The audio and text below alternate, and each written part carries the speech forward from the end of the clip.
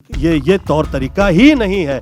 जिस वक्त मैं ये क्या डिस्कस करूं आप लोगों से कि इस सिनेमा में ऐसा था, इस सिनेमा में ऐसा था। अरे सिनेमा ही नहीं दिखा रहे हैं, फिल्म तो दिखाइए, मुझे मंच तो प्रदान कीजिए, मुझे अवसर तो प्रदान कीजिए। ऐसी क्या गलती मैंने कर दी, मुझे नहीं समझ में आ रहा है। जो सुशांत के साथ हुआ वो कुछ पहली बार नहीं हुआ है। गोविंदा जैसे जाने माने टैलेंटेड कलाकार को भी बॉलीवुड की दुनिया ने नहीं बख्शा। उनकी फिल्में भी ठीक इसी तरह छीनी जाती थी। उनकी फिल्मों को भी रिलीज होने से रोक दिया जाता था। ये बॉलीवुड की दुनिया के वो लोग करते थे जिन्हें लगता है कि लोगों की करियर की लगाम उनके ही हाथों में है, वो जैसा चाहेंगे वैसा ही होगा। I started feeling that there is a problem and there are few people, they are behind not providing me the place to act. आज से 9 वर्ष पहले जो पिक्चर जो अच्छी हो जाए, ऐसी नजर आए कि ये हिट हो सकती है, somehow या तो उसे मंच ही नहीं मिल रहा रिलीज का, या रिलीज हो जा रही है तो उसे ठीक से रिलीज मतलब किया नहीं जा रहा। अब मैं कभी इससे पहले ऐसा नहीं कहा कि ये इसमें मुझे ऐसा कुछ नज़र आ रहा है कि जिसमें थोड़े बहुत उस टाइप के लोग मिल गए हैं कि जो नहीं चाहते कि गोविंदा की फिल्म लगे, या लगे तो उसे मंच प्रदान हो। सैंडविच पिक्चर जो है आदरणीय बाला साहब ठाकरे जी की, वो थिएटर में रिलीज ही नहीं हुई। I am very sorry for that and God is there, ऊपर वाला है और वो बेशक वो किसी के साथ गलत नहीं करता है, और ये लोग जो कर रहे हैं ये सही ढंग नहीं है, ये तौर तरीका ही नहीं है। जिस वक्त मैं ये क्या डिस्कस करूं आप लोगों से कि इस सिनेमा में ऐसा था, इस सिनेमा में ऐसा था। अरे सिनेमा ही नहीं दिखा रहे हैं, फिल्म तो दिखाइए, मुझे मंच तो प्रदान कीजिए, मुझे अवसर तो प्रदान कीजिए। ऐसी क्या गलती मैंने कर दी, मुझे नहीं समझ में आ रहा है। और मैं ये कह रहा हूं कि मैं हार्डवर्क किए जा रहा हूं और मैं हार्डवर्क से पीछे नहीं हटूंगा, मैं पीछे नहीं हटूंगा। ये किया जा रहा है और ये आज प्रथम जनता जनार्दन होती है। आप लोग मेरे लिए सिर्फ पब्लिक ही नहीं है, मेरा ऐसा सोचना है कि आप लोग ईश्वर की तरह हर आर्टिस्ट के लिए उसका सिनेमा देखते हैं, उसे मंच प्रदान करते हैं, उसे सम्मान देते हैं, और उसमें मुझे कहीं कमी नहीं रही है। ऊपर वाले ने बहुत मुझ पर कर्म किया हुआ है, वो तो है। परंतु क्योंकि ये आदरणीय प्रहलाद जी के साथ ये हो रहा है, मैं किसी भी भाषा के और किसी विशेष भाषा के वजह से किसी के दिल पे ठेस पहुंचाऊं, ऐसी मेरी कभी इच्छा नहीं है, ऐसी कभी मंशा नहीं है। मेरा ये सोचना है कृपया मंच तो प्रदान करें, काम तो करने का अवसर मुझे प्रदान करें। और ऐसा हाल रहा तो मैं फिर मैं क्या कह सकता हूँ, और मैं बेचारा होके या लाचार होके लोगों से भटकता फिरूं, ऐसा मेरा उद्देश्य कभी नहीं होता है। मैं तो पॉलिटिक्स से बहुत प्रेम से हाथ जोड़ के निकल आया, अब क्या है। गोविंदा जी, आपको लगता है कि इंडस्ट्री से कुछ लोग हैं जो मतलब मैं ये सब मुझे ये सब टॉक्स अच्छे नहीं लगते हैं। मैं इस इंडस्ट्री से हूँ और इस इंडस्ट्री से मुझे बहुत मिला है। मैं किसी विशेष लोगों के बारे में कहूँ, मुझे ये अच्छा नहीं लगता, ये शोभा नहीं देता, ये दुखद है। आप एक प्रहलाद जी जैसे व्यक्ति के लिए आप उसे जगह ही ना दें, जो आधा दर्जन सितारे प्रहलाद जी के माध्यम से इस फिल्म इंडस्ट्री में आए हैं, आप उसे मंच नहीं देंगे। This is wrong. I think this is something different world we are watching, and this is maybe they are not realizing, but they are indirectly doing very negative job जो वो रॉन्ग टाइप के लोग करते हैं। It's not good. It's not good. ये यहाँ का माहौल है ही नहीं। ये फिल्म लाइन की ये परिस्थिति कभी नहीं है, मुझे मेरे देखे तो नहीं रही। जिस वक्त लोग कहा करते थे कि यहाँ पे उस टाइप के, इस टाइप के, ऐसे टाइप के, वैसे टाइप के लोग हैं, अब का माहौल बहुत अच्छा है, अब यहाँ पे एक भी रॉन्ग नहीं है, फिर ये क्या है? गोविंदा जी, हम लाइव हैं, लोग आपकी तारीफ कर रहे हैं कि आपके साथ गलत हो रहा है और वो समझ रहे हैं कि आपके साथ दिक्कत है, लेकिन वो जानना चाहते हैं क्या ये दिक्कत, ये पॉलिटिक्स आपके साथ फिल्म इंडस्ट्री के लोग कर रहे हैं खरे तौर पे, या फिर सरकार से आपको आपत्ति मैं है? फिल्म इंडस्ट्री से हूँ, मैं कभी ऐसा विषय चर्चा नहीं करूँगा, आज तक कभी किया भी नहीं, मैं चाहूँगा भी नहीं। मेरा ये सोचना है कि ये घर परिवार है ऑल ओवर द वर्ल्ड, परंतु ये ऐसा हुआ है, हो सकता है, पुनः मैं कहूँगा कि भाग्य का हिस्सा हो सकता है। मैं हाथ जोड़ के विनती करता हूं वो लोगों से जो इस तरह की क्रियाएं कर रहे हैं। मैं ये कह रहा हूं कि जो जैसा है उसके भाग्य पे उसे छोड़ें। आप मंच प्रदान, आदरणीय प्रहलाद जी की फिल्म, और आप उसे सेंसर का टाइम नहीं दे रहे हैं, उसे डेट्स नहीं मिल रही है। ये तो तब भी नहीं हुआ जिस वक्त लोग कहा करते थे कि यहाँ पे डिफरेंट टाइप के लोग हैं। ये तब भी नहीं हुआ। क्षमा चाहता हूं मैं उन लोगों से जो शायद इन सब चीज़ों के पीछे हैं, मैं क्षमा चाहता हूं। मैं हाथ जोड़ के विनती करता हूं कि ये माहौल बदलें, और मेरी बाकायदा ईश्वर से ये प्रार्थना है, मैं खुदा से ये दुआ करता हूं कि उन लोगों के पे वो नज़र करे, देखे उस तरफ कि भाई ये क्या है, ये क्या हो रहा है, क्यों हो रहा है भाई, this is not done, this is bad. क्षमा प्रार्थना है। सभी ने फिल्म देख के कहा कि सुपरहिट फिल्म नजर आई, गोविंदा ये रिलीज कैसे नहीं हुई? मैं चुप हो गया। मुझे ये आदत पड़ी है, मुझे बचपन से यही माता पिता ने समझाया कि भैया ये सब भाग्य पे है, आप उसे भूल जाइए, काम कीजिए, आगे निकलिए। तो बहरहाल मैं उस पर रिएक्ट नहीं किया।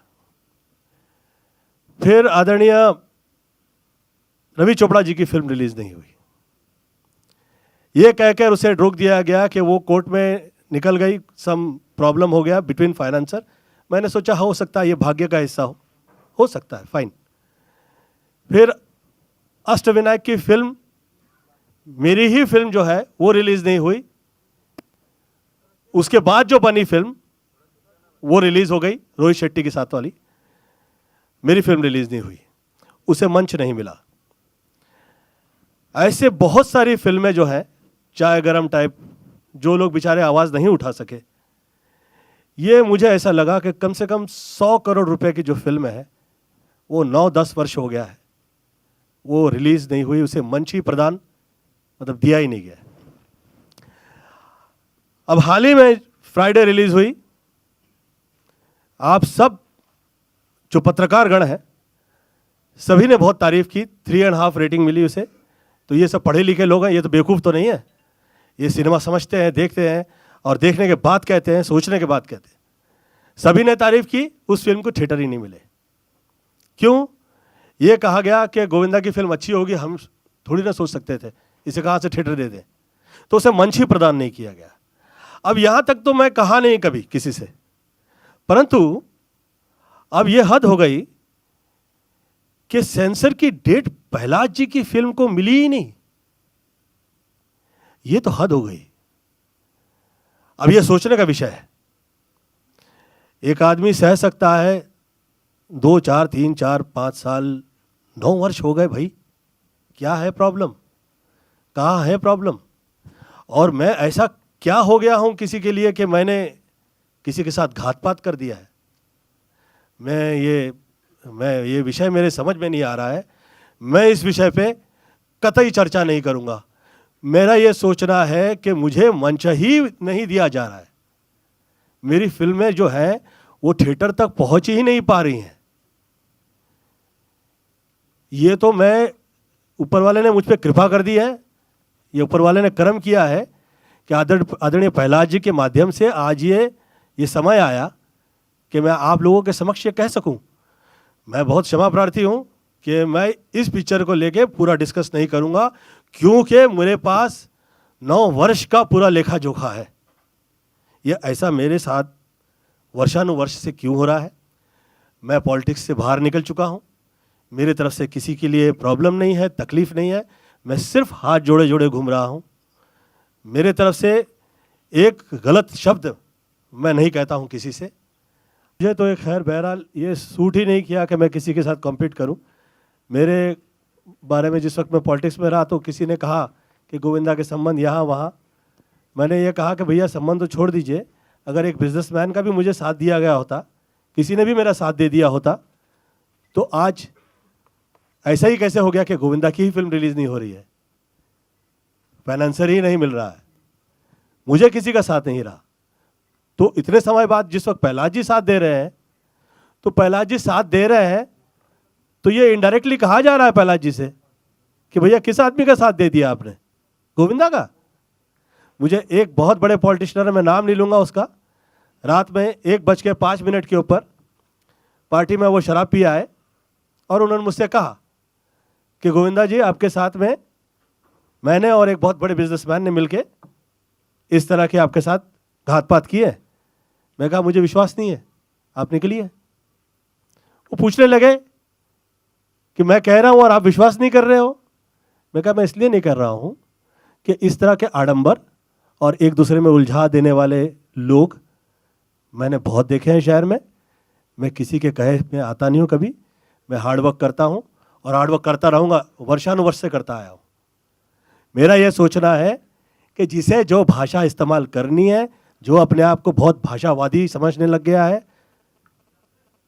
कोई देखे या ना देखे, अल्लाह देख रहा है, उसे ये समझ में आए उसकी भाषा के अंदर वो क्या कह रहा है, उसकी भाषा के बीच में वो क्या कह रहा है। लोग सब समझते हैं, ऊपर वाला है देखने के लिए। मेरा ये सोचना है कि मंच तो प्रदान करें, कट्स की तो जगह देखी ही नहीं कहीं। कहाँ देख रहे हैं आप? जिसे जो भाषा इस्तेमाल करनी है, आज जो मंच पे आए, अरे जिसकी ज़रा भी मतलब जो पढ़ा लिखा नहीं है, जिसको ये पता ही नहीं कि वो भाषा क्या कर रहा है, वो जो आता है वो मोबाइल के माध्यम से जो कहना चाहता है वो कह देता है। किसी नेता की परवाह कहाँ करता है वो? कहाँ करता है वो किसी नेता की? जब उसे देने के कहने का मौका दिया जा रहा है, तो जो आदमी आधा दर्जन स्टार लेके आया है फिल्म लाइन के अंदर, यार ये क्या लगा रखा है? ये डरा ही रहे हैं इनडायरेक्टली, दिस इज ये डरा रहे हैं। और मुझे तो इसलिए कभी ये सब फालतू चीज़ों का मुझे भय इसलिए नहीं लगता कि मुझ पे कृपा रही है, ऊपर वाले ने कर्म तो किया हुआ है कि 100 करोड़ की आबादी में 100 हीरो नहीं है और 10 हैं उसमें, तो मैं गोविंदा हूँ साथ में। तो ऊपर वाले ने मुझ पे कर्म किया हुआ है। 29-30 वर्ष हो गए, मेरी दुकान तो कहीं मुझे प्रॉब्लम उस तरह से नहीं आई कि घर ही नहीं चला पा रहा हूँ। परंतु घर चला दे आदमी, थोड़ा बहुत काम कर ले, उसे इज्जत मिल जाए, इसका मतलब ये है कि 9 वर्ष उसे मंच ही आप दे, मतलब मंच ही नहीं दे रहे हैं। यार ये क्या हो गया, 10 वर्ष हो गया।